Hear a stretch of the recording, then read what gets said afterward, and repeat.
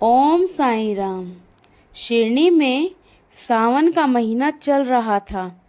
बारिशों से गांव की गलियां कीचड़ से भर चुकी थी, लेकिन बाबा का द्वारिका माई धाम रोज भक्तों से भरा रहता।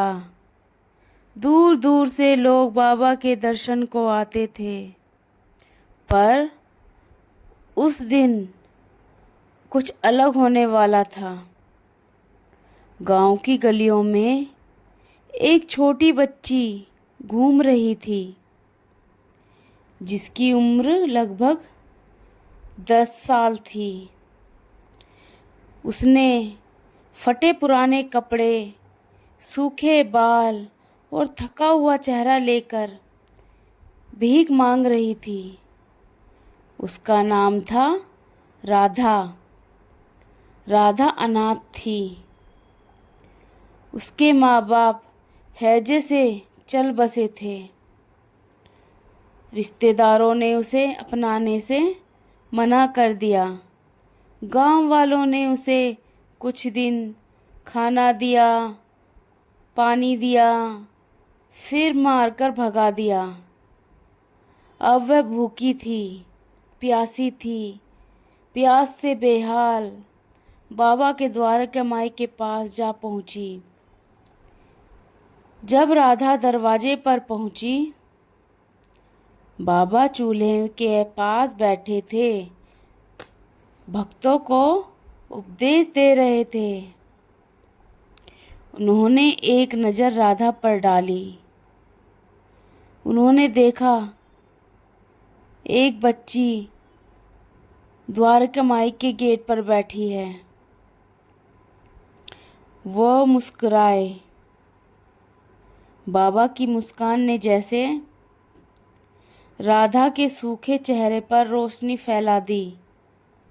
बाबा बोले, अरे राधा, इतने दिन कहाँ थी तू?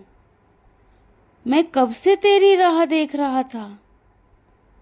राधा चौंक गई। उसे बाबा का नाम तक नहीं पता था। वह डरते हुए बोली, आप मुझे कैसे जानते हो बाबा? बाबा बोले, मैं तुझे उस दिन से जानता हूँ जब तुम इस धरती पर आई थी। राधा चौंक गई। चल, पहले खिचड़ी खा, फिर बात करेंगे। राधा को प्रेम से बाबा ने खिचड़ी खिलाई, पानी पिलाया, अपने पास बिठाया। बाबा ने अपने हाथ से उसको प्यार भरा। भक्तों में से कुछ को अचरज हुआ, एक भिखारन को बाबा इतना प्यार क्यों दे रहे हैं? एक भक्त ने बाबा से पूछ ही लिया, बाबा, ये कौन है? आपने इसे इतना स्नेह क्यों दिया है? बाबा ने शांति से उत्तर दिया, ये बालिका कोई सामान्य नहीं है, यह तपस्विनी है। पिछले जन्म में इसने 12 साल उपवास करके राम नाम जपा था। उसका फल आज इसे मिल रहा है। सभी भक्त नतमस्तक हो गए। बाबा ने राधा को अपने पास रखा, उसे स्नान कराया, नए कपड़े दिए और रहने को द्वारिका माई के भीतर जगह दी। राधा अब बाबा की सेवा करने लगी थी। चूल्हा जलाती, जल भरती, भक्तों को जल देती। बाबा ने उससे कहा, राधा, जीवन में शरीर की भूख से बड़ी आत्मा की भूख होती है। जब तुम सेवा करके थक जाओगे, तब परमात्मा खुद तुम्हें दर्शन देंगे। राधा बाबा के वचनों में रम गई। बाबा ध्यान में थे। राधा सो चुकी थी। तब एक सर्प आकर उसके बिस्तर पर कुंडली मारकर बैठ गया। किसी ने देखा और शोर मचाया। लोग बाबा के पास दौड़े और बोले, बाबा, राधा के पास नाग बैठा है। बाबा ने आंखें खोली और शांत स्वर में कहा, वह कोई सांप नहीं, उसका रक्षक है। मैंने ही उसको राधा की रक्षा के लिए बुलाया है। वो उसकी रक्षा करने आया है। डरो मत। सुबह तक नाग चला गया।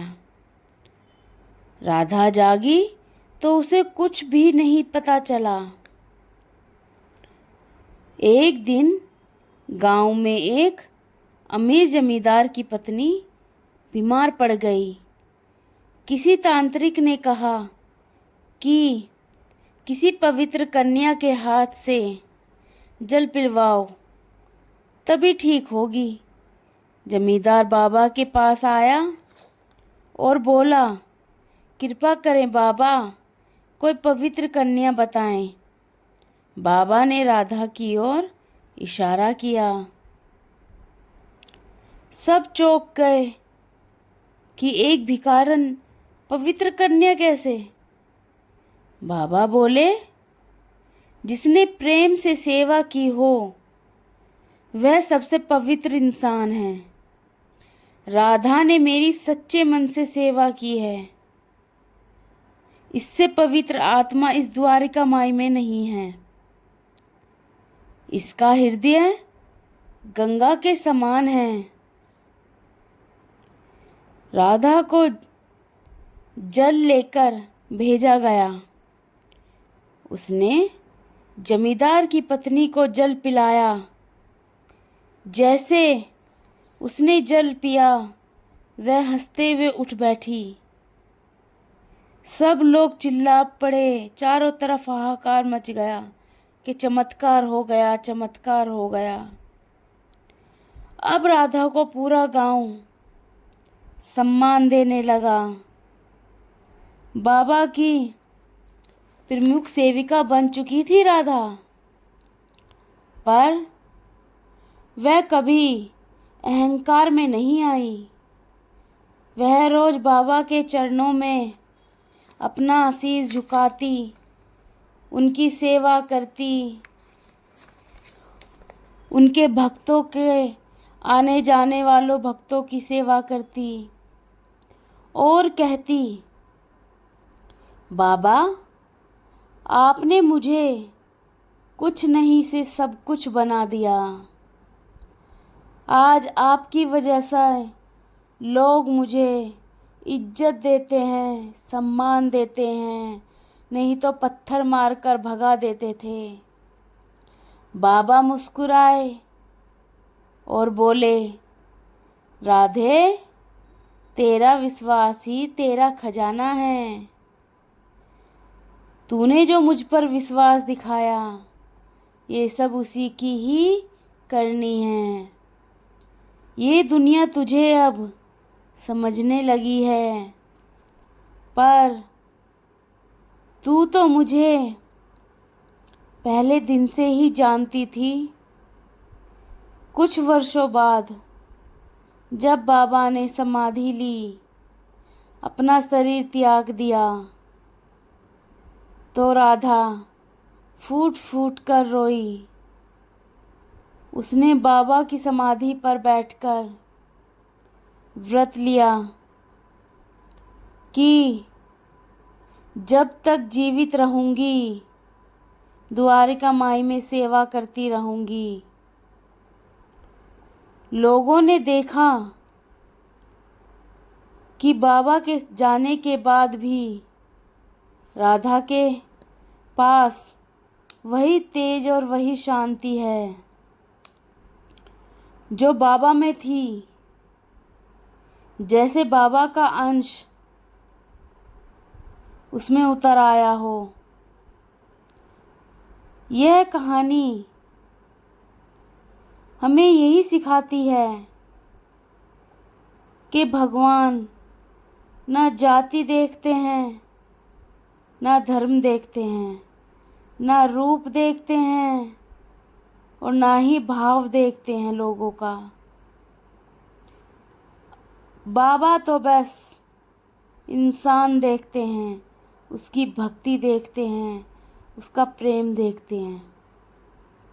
जो लोग भक्ति और प्रेम से बाबा को याद करते हैं, बाबा उसकर ही होकर रह जाते हैं।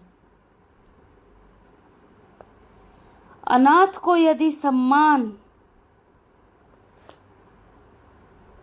त्याग दे तो भगवान उसे अपनाते हैं।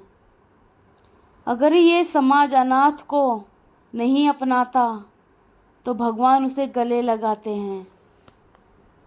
सच्ची सेवा और भक्ति किसी को भी ऊंचाई तक पहुंचा सकती है। यही बाबा कहते हैं, बस जीवन में भक्ति ऐसी करो कि भगवान को मजबूर कर दो कि वो तुम्हारी सुने। ओम साईं राम। साईं बाबा की जय। अगर ये कहानी आपको आकर्षित करती हो तो कमेंट में ओम साईं राम ज़रूर लिखना। जय मेरे प्रभु, मेरे बाबा। अपने भक्तों पर अपनी कृपा हमेशा बनाकर रखना। ओम साईं राम। ओम साईं राम।